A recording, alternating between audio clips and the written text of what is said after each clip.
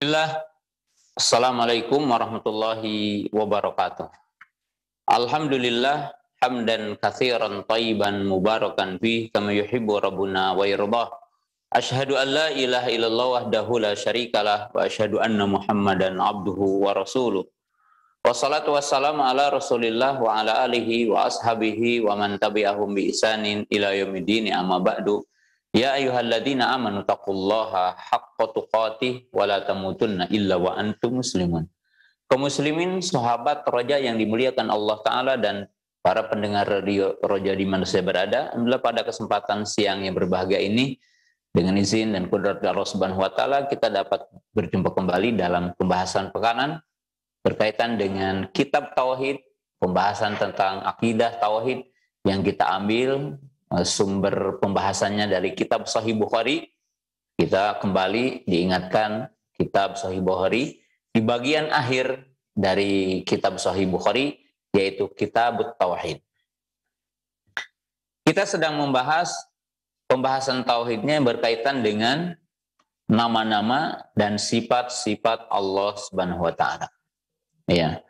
Yaitu dalam pembahasan tetap bahwa menetapkan nama-nama Allah dan menetapkan sifat-sifat Allah itu menetapkan apa yang ditetapkan Allah di dalam Quran dan menetapkan apa yang ditetapkan oleh baginda Rasulullah SAW di dalam sunnahnya. Sekarang kita masuk di bab yang ke-8, hadis nomor 7785. Qala al-Imamul Bukhari rahimahullah ta'ala babu qawlihi ta'ala wa huwa alladhi khalaqas samawati wal arda bil haqqi. Qala al-Imamul Bukhari rahimahullah ta'ala haddatsana Qabisah, haddatsana Sufyan an Ibnu Jurayd an Sulaiman an Tawus an Ibnu Abbas radhiyallahu ta'ala anhuma qala kana Nabi sallallahu alaihi wasallam yad'u bil laili yad'u minal laili Allahumma lakal hamdu anta rabbus samawati wal ardi lakal hamdu anta qayyimus samawati wal ardi wa man fihinna lakal hamdu anta nurus samawati wal ard qaulukal haqqu wa wa'dukal haqqu wa liqa'uka haqqun wal jannatu haqqun wan naru haqqun was sa'atu haqqun. Allahumma laka aslamtu wa bika amantu wa alaika tawakkaltu wa ilaika anabtu wa bika khasamtu wa ilaika hakamtu faghfir li ma qaddamtu wa ma akhartu wa ma asrartu wa ma a'lantu anta ilahi la ilaha ghairuk. Kaum muslimin, pemirsa yang dimuliakan Allah Subhanahu wa Ta'ala, bab ini bab yang sangat agung. Apa yang dijelaskan oleh Imam Bukhari dalam kitab Tauhid itu. Bab firman Allah Ta'ala, yaitu surah Al-An'am pada ayat yang ke-73. Wa huwa alladhi khalaqas samawati wal arda. Dialah Allah yang telah menciptakan as-samawati, langit-langit, wal arda, dan bumi, bil haqqi, dengan benar. Kemudian Imam Bukhari meriwayatkan hadis, di mana hadis ini dari jalannya Qabisah sampai kepada Abdullah ibnu Abbas radhiyallahu ta'ala anhum. Beliau berkata, kana Nabi SAW. Nah, di sini menunjukkan lafdul dawam, bahwa Nabi SAW melakukannya bukan sekali, tetapi mungkin di sini artinya sering, artinya continue, sesuatu yang dilakukan dengan secara continue, bukan sesuatu yang dilakukan sekali. Dan itulah kata para ulama, lafdu kana dilalatu alal istimrar wa dilalatu ala dawam. Menunjukkan bahwa apa yang dilakukan oleh baginda Nabi SAW ini bukan sekali, tetapi menunjukkan apa yang dilakukan oleh beliau ini dalam keadaan continue, dilakukan bukan sekali, tapi terus menerus. kana Nabi sallallahu alaihi wasallam yad'u minal lail. Beliau berdoa dari sebagian waktu malam. Jadi minnya menunjukkan min litab'in. Artinya minal lail. Artinya dari satu malam. Apa doa beliau? Allahumma lakal hamdu. Ya Allah, bagimu pujian. Allahumma lakal hamdu. Anta rabbus samawati wal ard. Engkau adalah Rabb, yang tentunya nanti dijelaskan Allah sebagai mudabbir, yang otomatis pencipta, pemilik, pengatur langit dan bumi. Lakal hamdu anta qayyimus samawati wal ard wa man fihinna. Segala puji bagi Allah, ya. Allah Subhanahu wa taala tentunya di sini yang memiliki bumi dan langit dan apa-apa yang ada di dalamnya, yang menunjukkan bahwa Allah itu qayyumiyah. Allah dibutuhkan oleh seluruh makhluknya dan tidak ada makhluk yang bisa berdiri sendiri dari Allah Subhanahu wa taala. Tapi Allah Subhanahu wa taala qaimun bi nafsihi, berdiri sendiri sebagaimana disebutkan dalam surah Al-Baqarah ayat 255 yang dikenal oleh kita dengan ayat kursi, yaitu Al-Hayyu Al-Qayyum, yang memiliki sifat qayyumiyah. Lakal hamdu anta nurus samawati wal ard. Segala puji bagimu, engkau adalah ya mungkin makna yang terkandung dalam ini itu sangat dalam. Allah yang menerangi bumi dan langit. Allah adalah ya yang memberikan cahaya ke bumi dan langit. Dan Allah Ta'ala disifat dengan nama An-Nur. Ya, Allah cahaya bumi dan langit. Qaulukal haqqu. Ucapanmu adalah hak. Wa wa'duka haqqun. Dan janjimu adalah hak. Wa liqa'uka haqqun. Dan pertemuan denganmu, artinya nanti yaumul arasul qiyamah, adalah hak. Wal jannatu haqqun. Dan keberadaan surga adalah hak. Wa naru haqqun. Dan adanya neraka adalah hak benar. Wasa'atu haqqun. Dan terjadinya hari kiamat itu adalah hak. Allahumma laka aslamtu. Ya Allah, kepadamulah aku menyerahkan diri. Wabika amantu, dan kepadamulah beriman. Wa alaika tawakkaltu, dan aku bertawakal kepadamu. Wa ilaika amantu, dan hanya kepadamulah anabdu, aku menyerahkan diri. Wabika khasamtu, dan ini juga menyerahkan semua urusan. Wa ilaika hakamtu, dan kepadamu kami mengembalikan urusan hukuman. Kemudian isinya apa? Isi dari doa itu setelah memuji Allah, faghfirli ma qaddamtu wa ma akhartu. Ya Allah, ya ampunilah aku dari semua dosa yang terdahulu dan yang akan datang. Wa asrartu wa alantu, yang nampak atau yang tersembunyi. Anta ilahi, engkau adalah sembahanku. La ilaha li wairuk, tidak ada sembahan yang hak bagiku selainmu. Nah, kaum muslimin, pemirsa yang dimuliakan Allah Subhanahu wa taala. Di dalam bab ini muallif rahimahullahu taala mengatakan, wa hadatsana Tsabit ibnu Muhammad, hadatsana Sufyan bihada, wa qala antal haqqu wa qaulul haqqu. Engkau itu al-haq dan ucapanmu adalah hak. Kaum muslimin, pemirsa yang dimuliakan Allah Subhanahu wa taala. Seperti biasa Imam Bukhari rahimahullahu taala membahas satu pembahasan berkaitan dengan nama-nama Allah dan sifat-sifat Allah Subhanahu wa taala itu dalam kategori membantah yang menyimpang dalam hal ini. Dan yang menyimpang tidak diragukan lagi dalam berkaitan dengan nama dan sifat Allah ada dua kelompok besar, yaitu ahlu ta'til, ahlu tamfil. Itu orang-orang yang mengingkari sebagian nama-nama Allah atau mengingkari nama Allah, mengingkari sifat Allah atau mengingkari sebagiannya. Maka dinamakan ahlu ta'til. Ya. Mu'attilah, kaum Mu'attilah yang mereka itu mengingkari atau tidak menetapkan nama Allah dan sifatnya, atau menetapkan namanya tapi mengingkari sifatnya, atau menetapkan nama Allah dan sebagian sifatnya tetapi mengingkari sebagian yang lainnya. Ya. Kemudian ahlu tamfil yaitu orang-orang yang mengimani Allah punya nama, Allah punya sifat tapi gulu.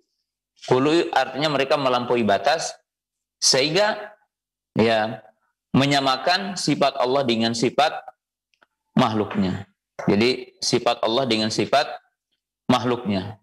Nah, maka dalam pembahasan yang ada di sini Imam Bukhari menyebutkan tentang sejumlah nama atau sejumlah sifat Allah yang ditetapkan dalam Al-Quran dan ditetapkan di dalam Sunnah. Jadi ditetapkan dalam Al-Quran plus ditetapkan di dalam Sunnah. Jadi di sini kita mengetahui bahwa Sunnah ima menguatkan Quran atau menjelaskan tentang Al-Quran atau datang dengan dalil atau masalah tersendiri yang tidak disebutkan di dalam Al-Quran.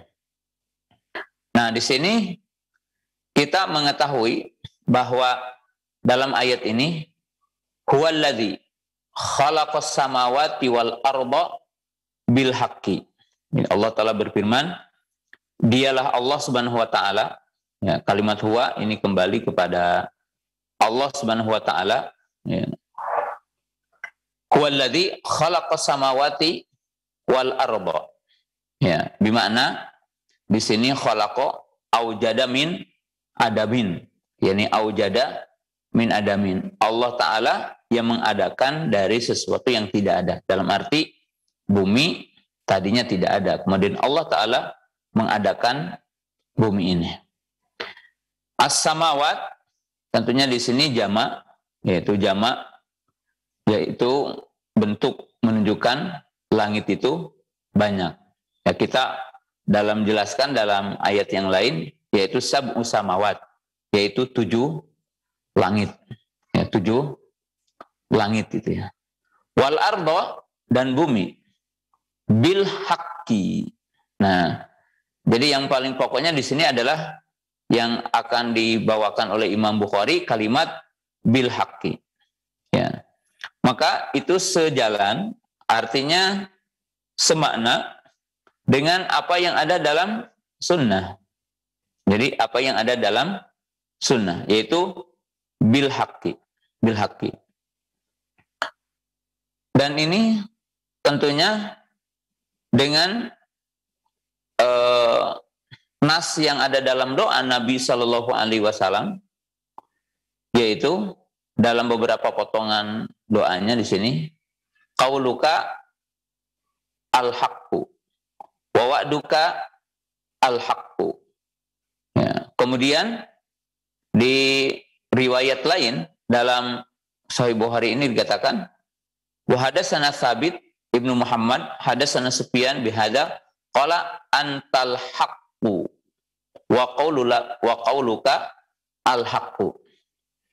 Jadi sederhananya kita pahami bahwa Imam Bukhari ingin menjelaskan bahwa membantah kepada orang-orang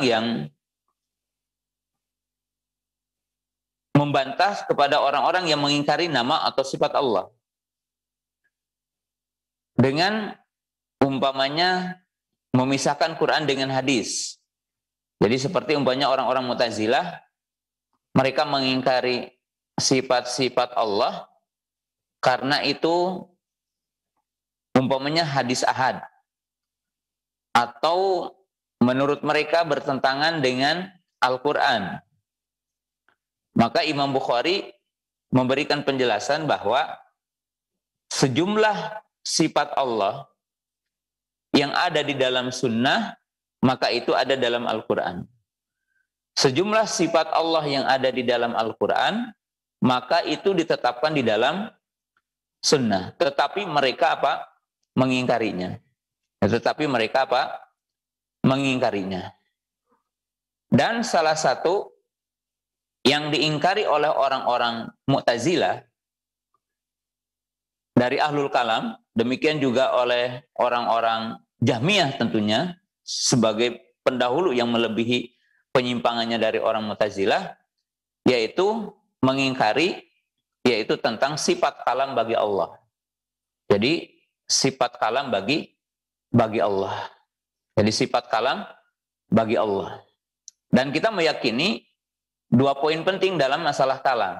Yang pertama, kita ahli sunnah menetapkan sifat kalam bagi Allah. Yang mana sifat kalam itu dalam keyakinan ahli sunnah adalah sifat dzatiyah fi'liyah. Dikatakan sifat dzatiyah di mana Allah Ta'ala disifati dengan sifat kalam. Ya, mutasifan biha. Lam tasab la yajal mutasifun biha. Allah itu ya disifati dengan sifat kalam. Kemudian sifat fi'liyah bi anna Allah Ta'ala yatakallam mata sya'a biman sya'a kaifa sya'a.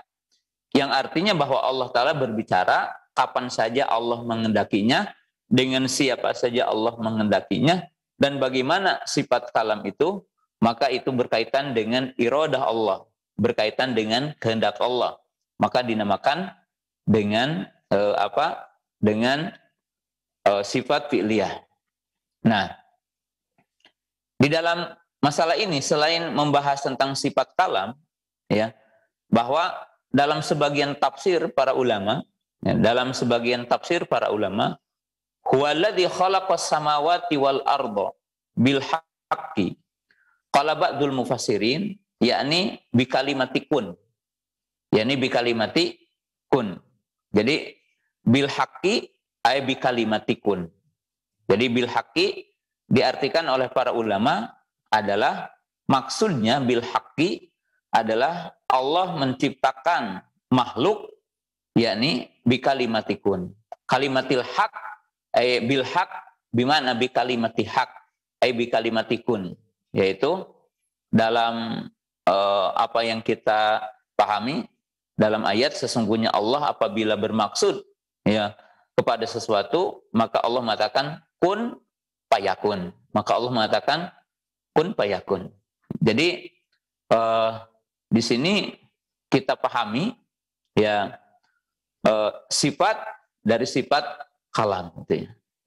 Kemudian apa yang disebutkan di dalam Al-Qur'an ya, dari penetapan sifat kalam ini secara otomatis juga berada di dalam makna hadis. Artinya isbat, penetapan sifat tersebut ditetapkan di dalam Quran, kemudian juga ditetapkan di dalam sunnah Nabi Shallallahu Alaihi Wasallam.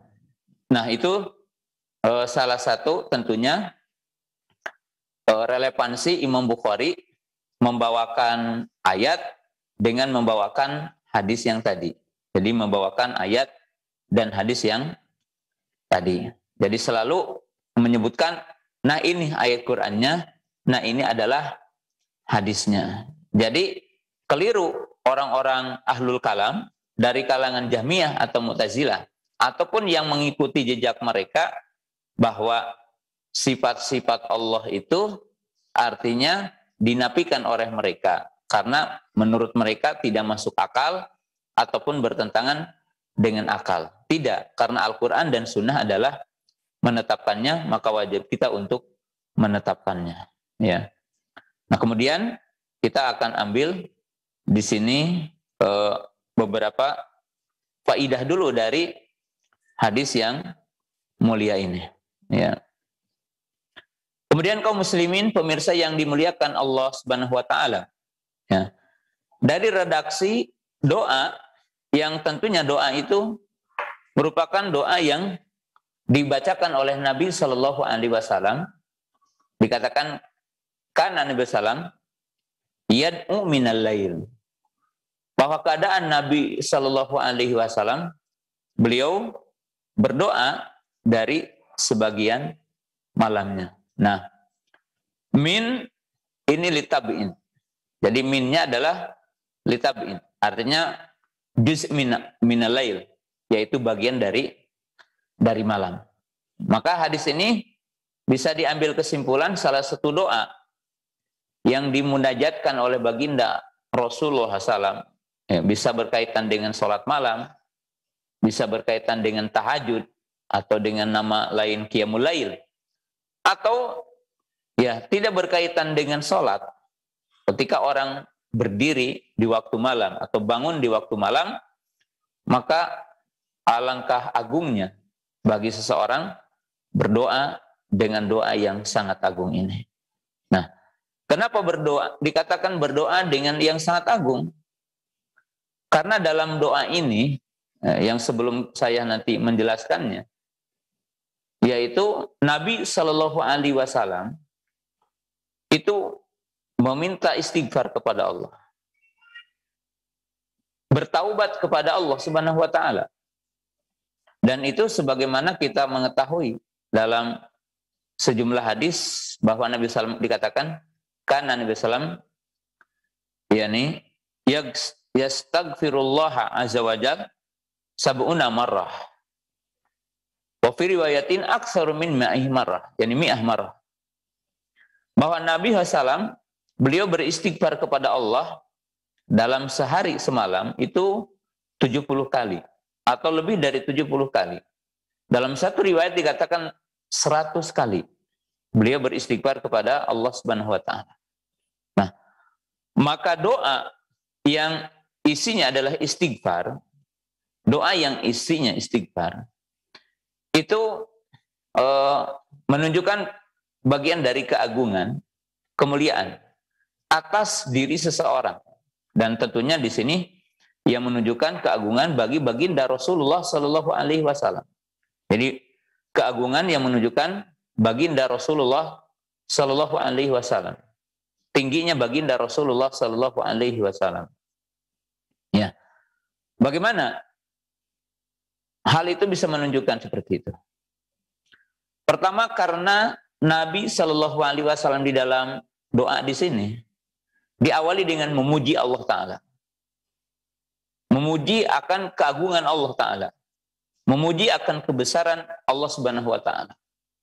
Ya, maka tentunya orang yang paling banyak memuji Allah, maka berarti itu adalah orang yang paling tahu kepada Allah. Yang kedua, orang yang banyak memuji Allah Ta'ala berarti juga menunjukkan tingginya mahabbah kepada Allah, tingginya ta'zim kepada Allah, artinya pengagungan kepada Allah Subhanahu wa taala. Ya. Demikian juga banyaknya memuji kepada Allah Ta'ala, banyaknya menyanjung kepada Allah Subhanahu wa taala, maka itu juga menunjukkan istislam, ya. Kemudian ijlal kepada Allah yang sangat agung, yaitu menunjukkan ketundukannya, pengagungan kepada Allah adalah sangat besar, sangat besar. Nah, itu adalah dari satu sisi. Sisi yang lain, bahwa orang yang mengatakan Rabbik firli gitu ya kan, dalam makna hadis ini, ataupun Allahumma gfirli dzanbi, ya, itu memiliki derajat yang sangat agung tentang keimanan seseorang. Kenapa? Karena orang itu mengakui atas dosa kepada Allah dan mengakui dan memahami tentang dosa. Artinya orang memahami tentang dosa. Banyak orang tahu tentang haramnya berzina, haramnya mencuri, haramnya ghibah, haramnya namimah. haramnya umpamanya mendengarkan musik, haramnya ini, haramnya itu. Ya. Kemudian orang beristighfar kepada Allah, maka kaum muslimin, pemirsa yang dirahmati Allah Ta'ala, di situ ada beberapa poin. Poin yang pertama, adanya ma'rifat terhadap dosa tersebut. Sebab kalau orang tidak ma'rifat kepada dosa, maka tidak mungkin orang akan beristighfar dari dosanya. Dan tidak akan bertaubat dari dosanya. Sehingga menunjukkan orang yang seperti ini memiliki uluwil martabah, tingginya martabat dari sisi ma'rifat kepada dosa itu. Artinya tahu bahwa itu dosa. Ya. Sedangkan yang kedua, bahwa dia mengakui akan dosanya. Karena mungkin ada orang yang tahu itu dosa, tapi tidak mengakui dalam dirinya dosa.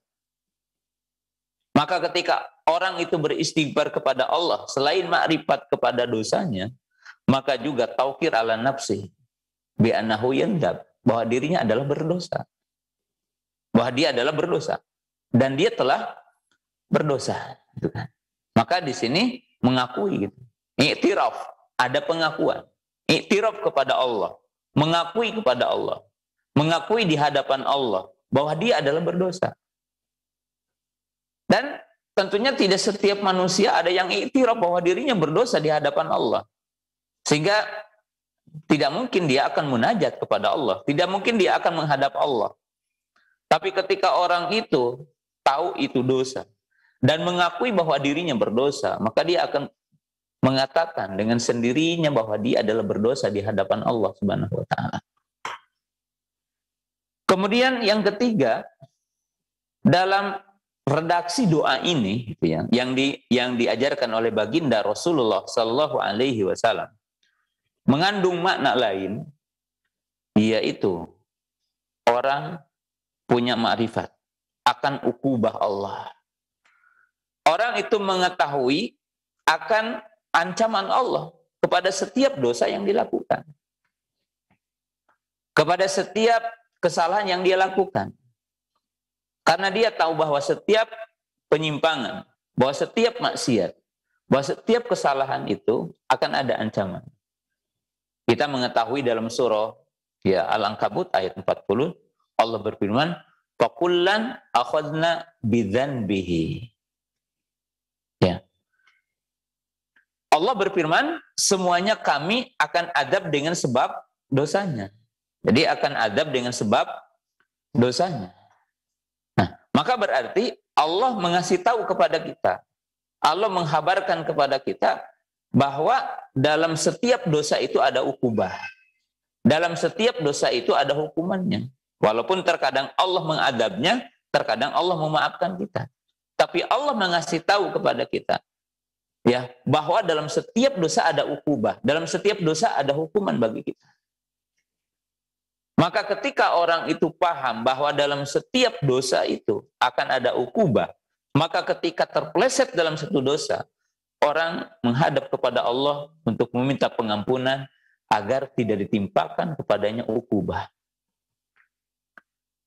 Oleh sebab itu, dalam ayat Al-Quran, Allah Subhanahu wa Ta'ala mengatakan ya, bahwa Allah tidak akan mengadab satu kaum wahum yastaghfirun ketika mereka telah beristighfar. Ya, ketika satu kaum itu telah beristighfar kepada Allah. Ketika satu kaum itu telah meminta pengampunan kepada Allah. Ya, meminta pengampunan kepada Allah. Maka Allah Subhanahu wa Ta'ala tidak mengadab satu kaum yang mereka telah beristighfar. Dan mereka telah meminta pengampunan kepada Allah Subhanahu wa Ta'ala. Jadi, ini satu kaidah yang sangat penting bagi kita. Ya, ini dijelaskan dalam surah Al-Anfal, umpamanya ayat 32. Wa makanallahu liyu'adzibahum wa anta fihim. Wa makanallahu mu'adzibahum wa hum yastaghfirun. Jadi Allah mengatakan dan tidaklah Allah akan mengadab mereka dan engkau berada di sekitar mereka. Jadi tidak akan membinasakan yang di situ ada nabinya, kecuali nabinya telah keluar dari tempat itu. Dan Allah tidak akan mengadab mereka, satu kaum yang mereka telah beristighfar. Jadi telah beristighfar. Maka ya di dalam redaksi doa yang dimunajatkan oleh baginda Rasulullah SAW dalam hadis ini, ya, bahwa menunjukkan zat yang menunjukkan kemuliaan bagi seseorang ketika berdoa dengan doa ini, redaksi-redaksi ini, karena orang itu mengetahui bahwa setiap adab ada dosa, setiap dengan sebab dosa, dan setiap dosa akan ada ancaman. Nah, kemudian dari sisi yang lain di dalam redaksi doa ini yang tentunya sangat agung redaksinya, bahwa dalam keyakinan seseorang akan rahmat Allah. Jadi kenapa seorang mukmin itu beristighfar kepada Allah? Kenapa seorang mukmin itu meminta ampunan kepada Allah, bertaubat kepada Allah Ta'ala? Maka ini pun tidak lepas dari satu keyakinan bahwa Allah dinamai dengan Al-Ghafar. Allah dinamai dengan Al-Ghafur, yang menunjukkan wajan mubalaghah. Ya, wajan mubalaghah itu sangat mengampuni.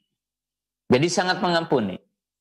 Maka dalam diri seorang mukmin terdapat satu roja, pengharapan kepada Allah Ta'ala, yang mana Allah Ta'ala memiliki sifat maghfirah.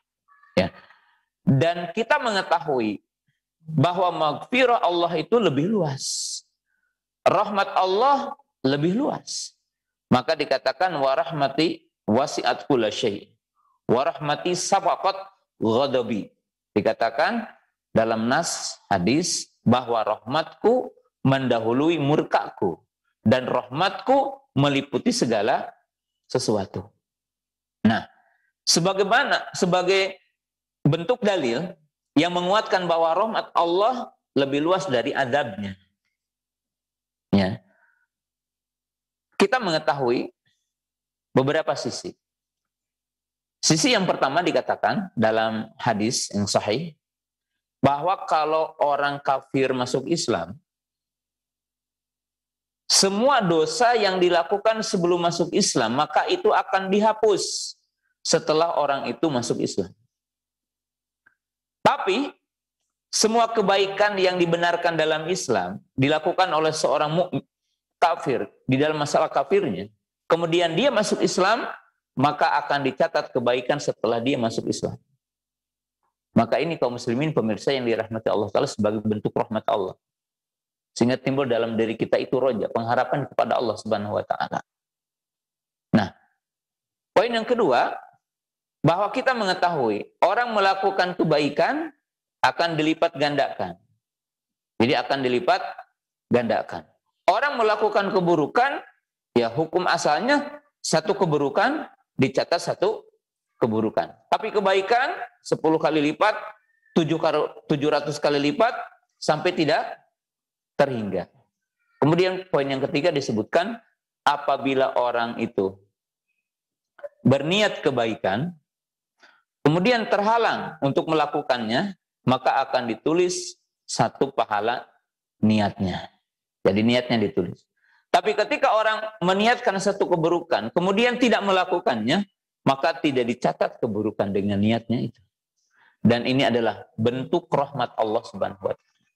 Ya, jadi bentuk rahmat Allah Subhanahu wa Ta'ala. Nah, kaum muslimin, pemirsa yang dimuliakan Allah Subhanahu wa Ta'ala, nah ini salah satu faidah tentunya tentang redaksi berkaitan dengan doa yang diajarkan oleh baginda Rasulullah SAW di dalam hadis ini. Kemudian poin yang penting untuk kita pahami dalam redaksi doa ini, bahwa di antara adab berdoa itu memuji kepada Allah. Yaitu otomatis kita bertawasul kepada Allah ketika berdoa dengan menyebutkan sifat-sifatnya, dengan menyebutkan nama-namanya. Maka di dalam ayat Al-Quran, di 2 tempat Allah berfirman, Qulillah awinur rahmana ayyama tad'una falahul asmaul husna. Walillahi al asmaul husna fad'uhu biha. Walillahi al asmaul husna fad'uhu biha. Katakanlah, serulah Allah, seluruh Ar-Rahman, maka dengan nama yang mana saja, berarti engkau telah menyeru Allah, karena Allah memiliki nama-nama yang baik. Dalam ayat yang kedua, bagi Allah ada nama-nama yang baik, maka berdoalah dengan menyebutkan namanya.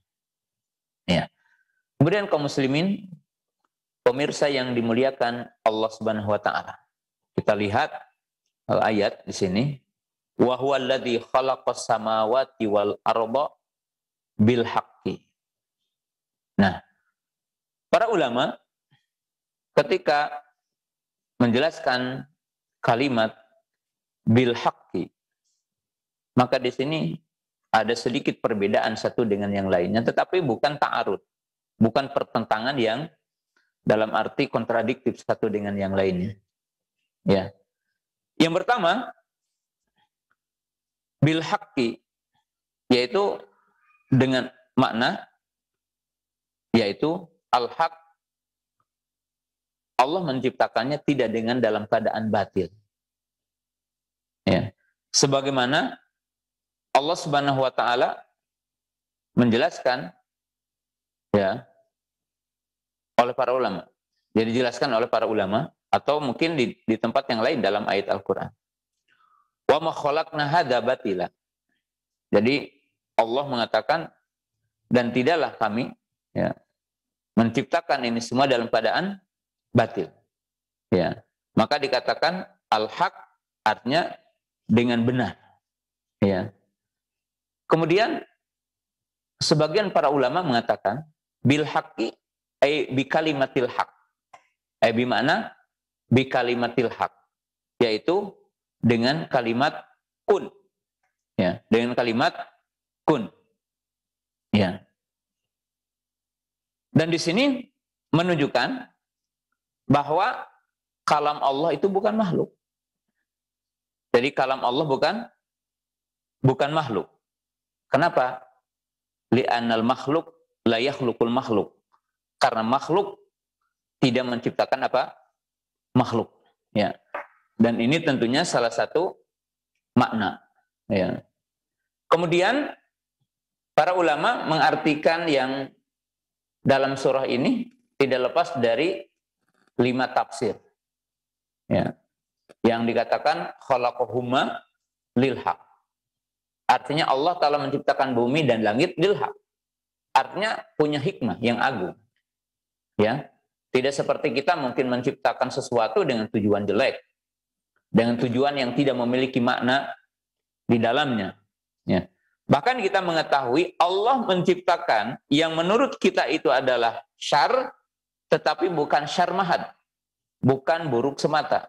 Ya, seperti kita tahu Allah menciptakan syaitan, Allah menciptakan neraka, dan yang lainnya. Yang itu menurut kita adalah ya, buruk. Ya, tetapi syarrun fi dzatihi khairun fi ghairihi. Memang buruk dalam zatnya tetapi baik untuk yang lainnya. Artinya apa? Allah menciptakan syaitan ya menjadi bertambahnya iman kita, adanya jihad, ya, adanya kita mujahadah sehingga kita bertambah pahala. Kemudian ya seperti tadi khalaqahuma haqqan. Jadi Allah Ta'ala menciptakan bumi dan langit dengan hak, benar. Ya. Kemudian ay bimana bi kalimati haq. Bi kalimati haq ay bi kalimati kun. Kemudian yang keempat menurut para ulama ay bil hikmah. Ay bil hikmah. Bil haq ay bil hikmah. Dan semua apa yang dijelaskan oleh para ulama tentang penafsiran-penafsiran ini tidak bertentangan satu dengan yang lainnya, ya, tetapi menafsirkan makna juz'iyatil makna. Artinya hanya menafsirkan sebagian dari makna yang dikandung dan semuanya adalah hak. Artinya semuanya adalah benar, ya. Semuanya adalah benar, ya. Kemudian kaum muslimin, pemirsa yang dimuliakan Allah Subhanahu wa taala, ya. Di sini doa, ya. Apa doa Nabi sallallahu Allahumma lakal hamdu anta rabbus samawati wal ard. Rabb yang dimaksud di sini huwal khaliq, huwal malik, wal mudabbir. Jadi Allah dialah yang mencipta, dialah yang memiliki, dialah yang mengatur. Ya. Jadi Rabbus samawati wal ard. Karena setidaknya kalimat Rabb itu mencakup 3 poin yang sangat inti, yang mengandung makna-makna lain yang sangat luas, yaitu Al-Khaliq, Allah yang mencipta, Al-Maliku, Allah yang memiliki, Al-Mudabbiru, Allah yang mengatur. Maka dikatakan Rabbus samawati. Ya. Kemudian Qayyimus samawati wa ardi wa man fihinna. Ya. Yang menunjukkan bahwa Allah Ta'ala menciptakan ala qayyimiyatihi. Jadi Allah menciptakan makhluknya bukan butuh kepada makhluknya. Allah menciptakan arash, bukan Allah butuh dengan arash. Ya. Allah menciptakan bumi dan langit, bukan berarti Allah butuh dengan bumi dan langit. Allah menciptakan seluruh makhluk, bukan berarti Allah adalah butuh dengan makhluknya. Tetapi Allah adalah qayyumiyah. Allah dinamai dengan Al-Qayyum, memiliki sifat dengan qayyumiyah, ya, yang artinya adalah Allah qaimun binafsihi. Allah berdiri sendiri. Ya, tidak ada di antara kita kecuali membutuhkan Allah. Ya, membutuhkan Allah. Dan Allah tidak butuh kepada hambanya.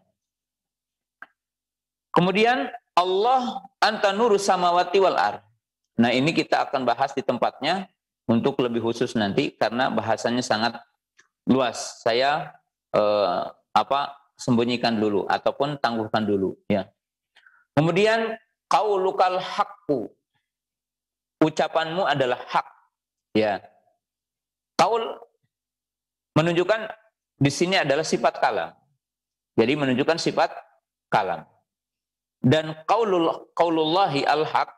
Jadi qaul al-haq itu mencakup berita apa yang Allah Ta'ala beritakan, ya, apa yang Allah Ta'ala beritakan kepada kita dari tentang nama-namanya, sifat-sifatnya, berkaitan dengan surga dan neraka adalah hak. Apa yang diberitakan Allah kepada kita. Demikian juga yang berkaitan dengan awamir wa nawahi, yaitu berupa perintah dan larangannya. Ya, jadi perintah dan larangannya. Kemudian juga wa'duhu, berupa janji-janji Allah.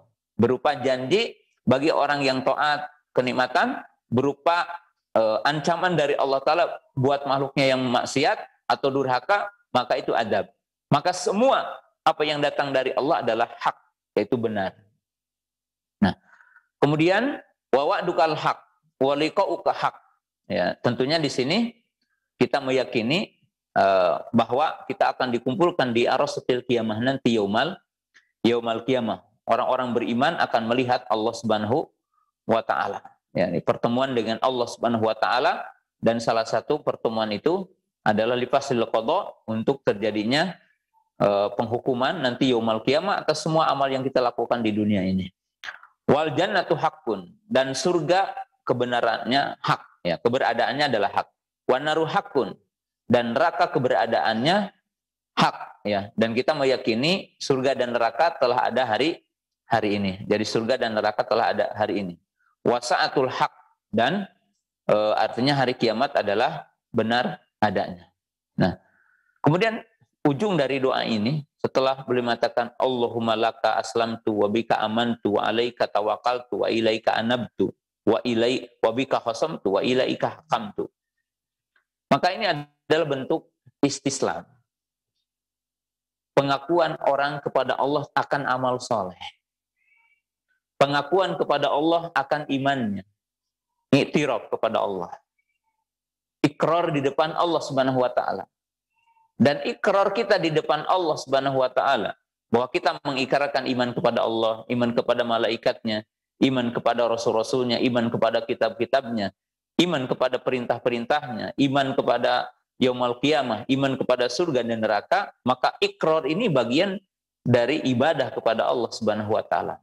Jadi tidak dikatakan bahwa ikrar ini bentuk takabur, enggak. Tetapi bentuk ikrar itu adalah bagian dari iman. Karena kita mengetahui iman itu iktiraf dengan hati, iktiraf pengakuan dengan hati, pembenaran dengan hati, kemudian pembenaran dengan lisan mengikrarkan, kemudian diikrarkan dengan anggota badan, yaitu dengan iman dengan amal soleh. Kemudian di sini katakan faghfirli ma qaddamtu wa ma akhartu wa asrartu wa a'lantu anta ilahi la ilaha li ghairuk. Nah, di sini kaum muslimin pemirsa yang dirahmati Allah Subhanahu wa taala, bahwa Nabi SAW Maha tahu untuk dirinya, bahwa beliau dikatakan beristighfar, bertaubat dari dosanya. Dan tentunya kaum muslimin pemirsa yang dirahmati Allah Subhanahu wa taala, ya, bahwa Nabi Shallallahu alaihi wasallam maksum. Tetapi bukan berarti tidak berdosa. Ya. Akan tetapi tentunya antara kita dengan Nabi Shallallahu alaihi wasallam berbeda. Berbeda dari berbagai sisi, Dan apa-apa yang merupakan kesalahan yang menimpa kepada Nabi Shallallahu alaihi wasallam, ada yang sifatnya jibiliyah, seperti Nabi Shallallahu alaihi wasallam pernah salah dalam hitungan sholat, ya. Jadi pernah salah dalam hitungan sholat. Kemudian Nabi SAW mengatakan, ya aku ini manusia biasa, ya bisa salah bisa benar, dalam arti menghitung sholat gitu ya, manusiawi, maka jika aku salah ingatkanlah aku. Nah, tapi itu tidak ada kesalahan yang akan mencacati tentang muru'ah Nabi SAW. Jadi muru'ah itu kredibilitas tentang Nabi SAW. Kemudian tidak akan juga mencacati sesuatu yang berkaitan dengan wahyu yang dibawanya. Wahyu yang dibawanya. Maka Nabi Shallallahu alaihi wasallam dimaksum oleh Allah Ta'ala dari setiap perkara yang akan mencacati muru'ah beliau. Artinya muru'ah itu dari sisi kredibilitas orang sebagai Nabi. Kemudian juga maksum terjaga dari semua kesalahan yang akan mencacati syariat yang dibawanya oleh beliau alaihi salam. Ya, maka Nabi Hasan memberikan contoh kepada kita semua dengan berdoa dengan kalimat yang mulia ini, yang dianjurkan berdoa ketika di waktu malam atau bangun malam atau dalam bagian dari sholat kita ketika tahajud. Wallahu ta'ala a'lam. Dan kita menyisakan waktu untuk pertanyaan. Syukron jazakumullahu khairan Ustaz wa barakallahu fikum atas penjelasan dan nasihatnya yang sangat bermanfaat. Tapi ikhwati fillah, para pemirsa Roja dimanapun Anda berada, memasuki sesi interaktif, maka kembali kami undang dan ajak para pemirsa sekalian untuk bergabung bersama kami dalam sesi interaktif dengan mengirimkan pertanyaan melalui layanan telepon. Kita coba sambungkan ke penelpon yang pertama. Halo.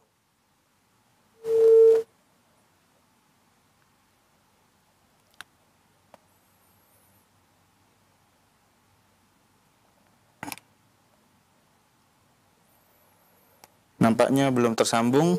Baik, kembali kami bacakan pertanyaan yang dikirimkan melalui layanan pesan WhatsApp. Assalamualaikum Ustadz, dengan hamba Allah di Bogor. Mohon izin bertanya, apakah hukumnya bagi seseorang yang melakukan maksiat atau dosa, kemudian ia berdoa untuk diampuni dosanya, namun ia tetap melakukan dosa tersebut di kemudian hari? Syukron. Kalau berkaitan dengan pertanyaan ini, ya orang berdosa kemudian bertaubat, kemudian dia melakukan lagi, ya itu salah satu poin yang harus kita pahami, bahwa bertaubat kepada Allah, ya, kemudian taubat kita akan diterima di sisi Allah Subhanahu wa taala, tentunya ada syarat-syaratnya. Dan syarat bertaubat itu, ya, mungkin kalau lengkapnya ada 4 atau ada 5, ya. Yang pertama, taubat itu dasarnya harus ikhlas, itu kan harus ikhlas. Nah, yang kedua, taubat itu harus di waktu yang akan diterima taubat. Jadi bukan di waktu-waktu yang telah ditutupin taubat, seperti ketika sakaratul maut. Kemudian yang kedua, ketika terbitnya matahari dari barat, maka yang seperti ini bukan di waktunya. Kemudian yang ketiga, syarat bertaubat itu adalah harus ikhlas. Ikhlas itu harus berhenti dari apa yang kita lakukan sebelumnya. Dan yang keempat adalah al-azm, yaitu berazam untuk kita tidak melakukan lagi dosa setelahnya. Berazam berniat untuk tidak melakukan lagi dosa tersebut. Tapi kalau orang itu berdosa, kemudian dia bertaubat, kemudian melakukan lagi, maka taubatnya tidak akan diterima di sisi Allah Subhanahu wa taala. Wallahu taala a'lam. Atas jawaban yang telah diberikan. Tapi kita bacakan pertanyaan yang kedua yang dikirimkan melalui layanan pesan WhatsApp.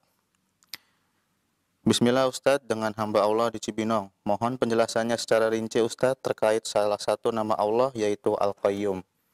Tafadhol Ustadz. Ya Al-Qayyum, Qayyumiyah. Artinya qaimun binafsihi. Bahwa Allah itu berdiri sendiri, ya. Yang memiliki makna ya dari dua sisi. Sisi yang pertama bahwa Allah tidak membutuhkan kepada hambanya. Dan ini menjelaskan juga bahwa Allah menciptakan malaikat, Allah menyuruh menugasi para malaikat, ya. Para malaikat menurunkan hujan, para malaikat menurunkan wahyu, malaikat yang di sini menurunkan rezeki. Itu dalam perintah Allah. Jadi tahta kudratillah, tahta amrihi, tahta masyiatihi. Semua itu di bawah masyiah Allah, di bawah kehendak Allah Ta'ala, di bawah perintah Allah Subhanahu wa Ta'ala. Ya, maka adanya malaikat yang disuruh Allah itu sebagai bentuk atas kudrah Allah Ta'ala. Kemudian yang kedua bahwa manusia la yastagni minallah. Manusia itu tidak mungkin berlepas dari Allah. Dalam arti manusia butuh selalu kepada Allah Ta'ala. Manusia selalu memerlukan Allah Subhanahu wa Ta'ala, sedangkan Allah tidak membutuhkan kepada hambanya. Wallahu ta'ala. Syukran jazakumullah khairan Ustadz wa barakallahu fikum atas jawabannya yang telah diberikan. Tapi khotifillah para pemirsa Roja dimanapun Anda berada, kami ucapkan jazakumullah khairan atas kebersamaan Anda, dan nampaknya pertanyaan tersebut merupakan pertanyaan penutup pada kesempatan kali ini. Maka kepada Ustadz dipersilahkan untuk menyampaikan kalimat ikhtitam dan kesimpulan. Tafadhol Ustadz. Kaum muslimin pemirsa yang dimuliakan Allah Subhanahu wa Ta'ala, ya, tentunya selain kita mengimani tadi salah satu bahasan pokok mungkin berkaitan dengan masalah bahwa salah satu tafsir dari kalimat Allah berfirman, wa huwallazi khalaqas samawati wal arda bil haqq, yaitu bahwa bikalimatil haq, kalimatil kun, yang menunjukkan bahwa kalam Allah itu sifat dari sifat Allah. Jadi bukan makhluk, karena makhluk tidak menciptakan makhluk. Kemudian yang kedua bahwa Nabi SAW menyebutkan qauluka al-haqqu, qaulukal haqqu. Nah, menunjukkan juga bahwa apa yang ditetapkan dalam Quran itu ditetapkan di dalam sunnah, sehingga bersesuaian antara Quran dengan sunnah Nabi Shallallahu Alaihi Wasallam. Itu yang tentunya yang paling pokok bagi kita. Dan yang terakhir, ya, selalu kita tentunya mencoba untuk menghafal doa yang tadi sebagai bentuk kita ta'asi mengikuti sunnah Nabi Shallallahu Alaihi Wasallam ya di dalam berdoa. Nah, kemudian di antara sesuatu juga yang sangat penting bagi kita bahwa berdoa itu punya adab. Nah, di antara adab berdoa agar doa itu adalah mustajab, diterima, ya, dikabulkan oleh Allah Subhanahu wa Ta'ala, seyogianya kita juga ya punya adab dalam berdoa. Salah satu adab dalam berdoa itu yaitu apa? Bertawasul dengan memuji Allah, bertawasul dengan bertahmid, bertawasul dengan sana kepada Allah Ta'ala, memuji Allah Ta'ala, menyanjung Allah Subhanahu wa Ta'ala, dan bertawasul dengan apa? Dengan nama-nama Allah. Bahkan di dalam hadis ini tentunya juga salah satu bentuk adab berdoa, dan itu bagian dari kebolehan kita di dalam berdoa, bertawasul dengan amal soleh kita. Karena di sini Nabi SAW menyebutkan iktiraf pengakuannya, itu aku tunduk kepadamu, menyerahkan urusan kepadamu, bertawakal kepadamu, dan ini semuanya amal-amal yang sangat agung. Bahkan ya artinya menyerahkan tentang musuh-musuhku, ya artinya memusuhi orang yang mestinya dimusuhi juga bergantung kepada siapa? Bergantung kepada Allah Subhanahu wa Ta'ala. Nah, di sini adalah adab-adab yang wajib kita juga ketahui ketika kita berdoa kepada Allah Subhanahu wa Ta'ala. Dan sekali lagi, memahami nama-nama Allah, memahami sifat-sifat Allah, itu akan menjadikan seorang mukmin meningkat imannya, ya, dan menjadi punya martabat khusus dalam kedudukan di sisi Allah Ta'ala. Karena makrifat kepada nama-nama dan sifat-sifat Allah Subhanahu wa Ta'ala. Sampai di sini pembahasan kita di siang yang berbahagia ini. Mudah-mudahan bermanfaat bagi kita. Wa akhiru da'wana anil hamdulillahi rabbil alamin.